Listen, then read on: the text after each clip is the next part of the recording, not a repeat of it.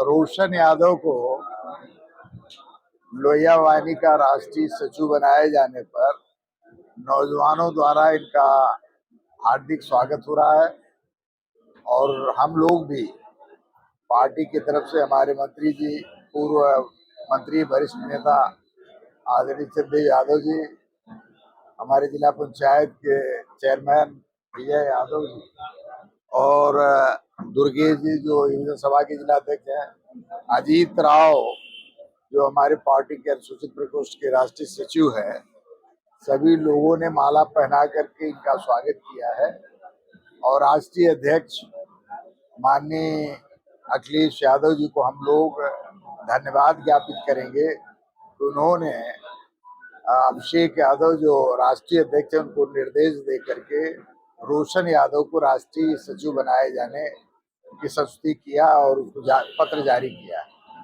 इन परिस्थितियों में हम रोशन यादव से अपेक्षा करेंगे कि रोशन यादव पार्टी की नीति रीत को लेकर के गांव-गांव जाकर के समाजवादी पार्टी को मजबूत करने का काम करेंगे, समाजवादी विचारधारा को जन जन तक पहुंचाने का काम करेंगे।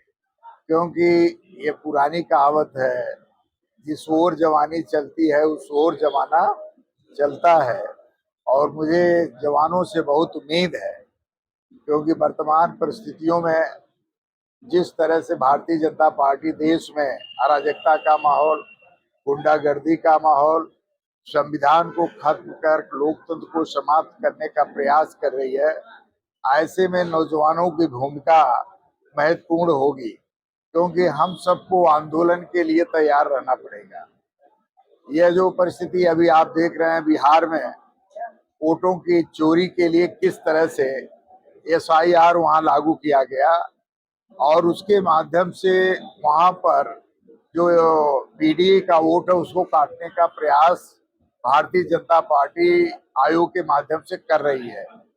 इन बिंदुओं पर हम सब लोगों को संघर्ष करना होगा, क्योंकि लोकतंत्र में वोट का अधिकार डॉक्टर अंबेडकर साहब ने हमको दिया है। बड़े संघर्षों के बाद आजादी मिली थी, तमाम लोगों ने यातनाएं सही, तमाम लोग शहीद हुए और उन संघर्षों के बाद आजादी मिली थी। और उस आजादी से हमको एक संविधान मिला था और उस संविधान के माध्यम से लोकतंत्र में एक वोट देने का अधिकार मिला था। और इसी वोट के माध्यम से सरकारों का चयन किया जाता है। जो सरकार अच्छा काम करती है उसको जनता आगे बढ़ाने का काम करती है। जो सरकारें जनहित का काम न करके पूंजीवादी व्यवस्था को तरजीह देते हैं, उन लोगों को निश्चित उनके खिलाफ जनमानस होता है। आज भारतीय जनता पार्टी के खिलाफ, उनकी जन विरोधी नीतियों के खिलाफ, उनकी पूंजीवादी नीतियों के खिलाफ आज जनता में आक्रोश है।